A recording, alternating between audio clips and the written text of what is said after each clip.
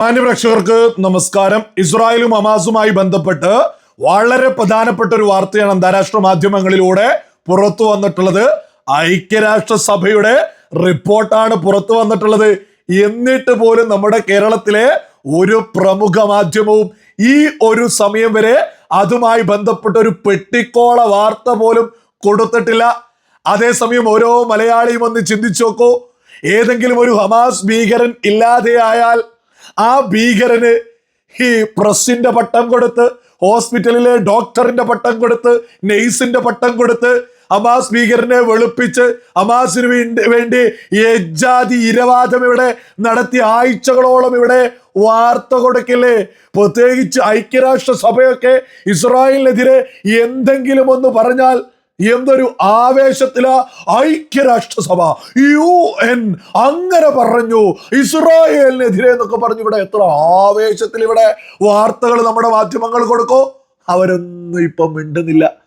അതേ ഐക്യരാഷ്ട്രസഭയായിരുന്നു ഇവിടെ കുറെ ആളുകൾ പൊക്കിപ്പിടിച്ചിരുന്നത്. സകല ഹമാസോളികളും അവരൊക്കെ ഇപ്പോ എന്തു പറയുന്നു?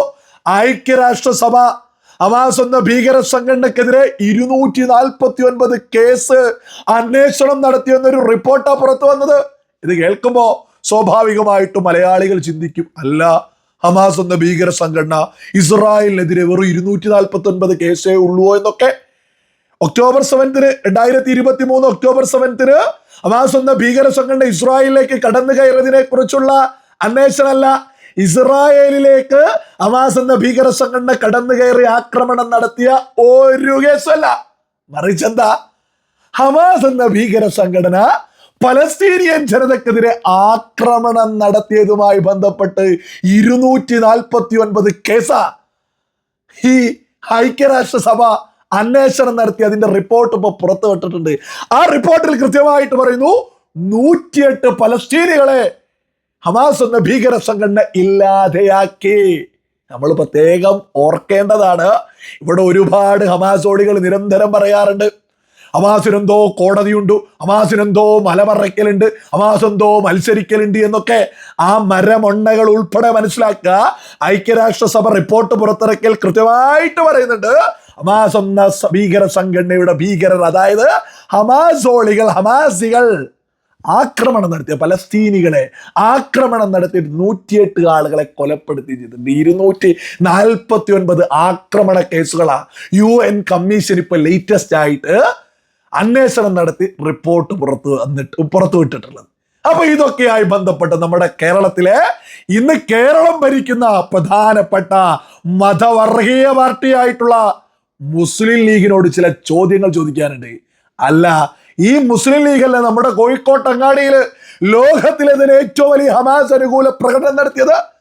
ഈ മുസ്ലിം ലീഗിന്റെ വക്താവല്ലേ പ്രമുഖ മാധ്യമങ്ങളിൽ ഇരുന്നിട്ട് ഹമാസിനെ ഞങ്ങൾ പിന്തുണയ്ക്കുമെന്നൊക്കെ പറയാറുള്ളത്? അവരൊക്കെ എന്ത് ന്യായമായിരുന്നു അതിന് നിരത്താറുള്ളത്? പലസ്തീൻ ജനതയ്ക്ക് വേണ്ടി ഹമാസ് എന്തോ മലമറച്ചിട്ടാണ് എന്ന് ഒരു ഒപ്പല്ല. അത് മുസ്ലിം ലീഗും അറിയാം.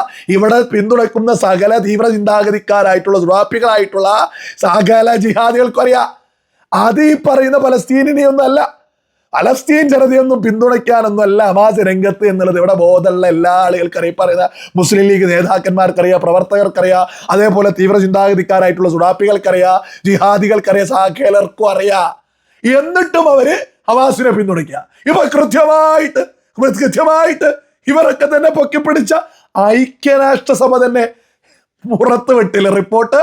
പലസ്തീൻ ജനതക്കെതിരെ ഹമാസ് എന്ന ഭീകര സംഘടന ആക്രമണം നടത്തുന്നു എന്ന്. ഇനി ഹമാസ് എന്ന ഭീകര സംഘടനയെ എന്തിന്റെ പേരിലാ മുസ്ലിം ലീഗിന് പിന്തുണയ്ക്ക? ഹമാസ് എന്ന ഭീകര സംഘടനയെ പിന്തുണച്ച് മുസ്ലിം ലീഗിന്റെ വക്താവ് മാധ്യമങ്ങളിൽ സംസാരിച്ചിട്ടുണ്ട്. ഹമാസിനെ പിന്തുണച്ചാണ് ലോകത്തിലെ തന്നെ ഏറ്റവും വലിയ റാലി ഇവിടെ. പലസ്തീൻ ജനത എന്നൊക്കെ പേരാണ് എന്നുള്ളത് നമുക്കറിയൂലേ. ഇനി പലസ്തീൻ ജനതയ്ക്ക് വേണ്ടി മാത്രമായിട്ട് വിവേകമുള്ള മനുഷ്യത്വമുള്ള ഏതെങ്കിലും ഒരു മനുഷ്യനോ ഏതെങ്കിലും ഒരു സംഘടനയ്ക്കോ ഏതെങ്കിലും ഒരു രാഷ്ട്രീയ പാർട്ടിക്കോ പലസ്തീൻ ജനതയ്ക്ക് വേണ്ടി മാത്രമായിട്ട് നിലപാടെടുക്കാൻ സാധിക്കുമോ? ഒരിക്കലുമില്ല. നമ്മുടെ രാജ്യത്തിന്റെ പ്രധാനമന്ത്രി നരേന്ദ്രമോദി, നമ്മുടെ കേന്ദ്ര സർക്കാർ എടുത്ത നിലപാടാണ് ലോകം കൈയടിക്കുന്ന നിലപാട്. പലസ്തീനിലെ സാധാരണക്കാർക്കും ഇസ്രായേലിലെ സാധാരണക്കാർക്കും ഒന്നും സംഭവിക്കരുത്. കൃത്യമായിട്ട് നമ്മുടെ രാജ്യം എടുത്ത തീരുമാനം. അതിനല്ലേ നമ്മൾ കൈയടിക്കേണ്ടത്? എന്നാൽ മുസ്ലിം ലീഗൊക്കെ മതം നോക്കിയിട്ട് ഈ പറയുന്ന പലസ്തീനിലെ മനുഷ്യത്വം മാത്രമേ കാണൂ. ഇസ്രായേലിൽ ഹമാസ് എന്ന ഭീകര സംഘടനയാൽ ഇല്ലാതെയായിട്ടുള്ള സാധാരണ മനുഷ്യരെ കുറിച്ച് ഒരക്ഷരവും ഉണ്ടായില്ല. അവര് മതം നോക്കിയിട്ട് തങ്ങളിൽപ്പെട്ട അല്ലെങ്കിൽ മുസ്ലിം ലീഗിന്റെ നിലപാടെന്താ? KM ഷാജി വിളിച്ചു പറഞ്ഞിട്ടില്ലേ, സമുദായത്തിന് വേണ്ടിയാണ് പോരാട്ടത്തിന് ഇറങ്ങുന്നതെന്ന്. നിങ്ങൾ ഓരോ മലയാളിയും ഗൗരവത്തിൽ ചിന്തിക്കേണ്ടതാ. ലോകത്തിന്റെ ഏതോ ഒരു കോണിലുള്ള ഒരു സംഭവമല്ലേ ഈ പറയുന്ന പലസ്തീൻ എന്ന പ്രദേശം എന്നൊക്കെ പറയുന്നത്.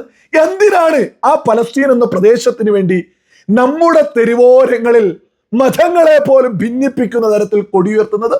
മതം നോക്കി മാത്ര ലീഗൊക്കെ മനുഷ്യത്വം പറയുന്നത്. അല്ലെങ്കിൽ നൈജീരിയയിൽ അങ്ങനെ എത്ര ലോകം മൊത്തം എത്ര പ്രശ്നങ്ങളുണ്ട്, അതൊക്കെ ഇവർ പറയുന്നുണ്ടല്ല. ഇനി പലസ്തീൻ ഇസ്രായേൽ വിഷയത്തിൽ ഇസ്രായേലാണല്ലോ ആദ്യം ഹമാസ് എന്ന ഭീകര സംഘടന പോയിട്ട് കടന്ന് ആക്രമണം നടത്തിയത്. 1200-ലധികം ആളുകളെ ഇല്ലാതെയാക്കിയതോ.